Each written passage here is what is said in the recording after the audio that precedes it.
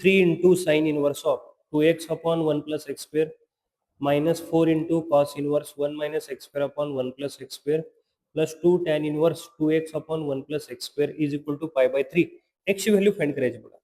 आता हे जे इन्व्हर्स सगळे दिलेत ना, याचं जर ऑब्झर्वेशन आपण केलं तर याच्यामध्ये सरळ एक कॉमनली आपण x ची व्हॅल्यू tan थिटा पुट करूया. काय राहणार बघा, 3 sin inverse 2 tan theta upon 1 plus tan square theta minus 4 cos inverse of 1 minus tan square theta upon 1 plus tan square theta plus 2 into tan inverse of 2 tan theta upon 1 minus tan square theta. Okay, is equal to pi by 3 दिलेला आहे.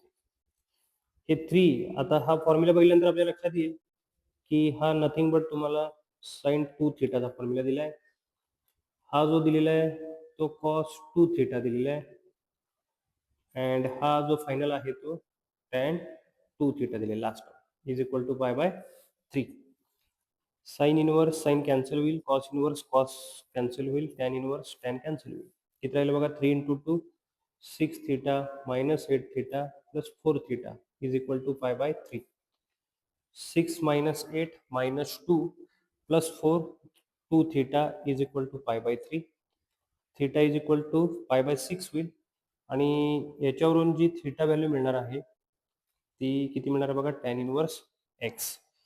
तर tan inverse x is equal to pi by 6, that is x is equal to tan pi by 6 and tan 30 degree जी value येणार आहे ती 1 by root 3.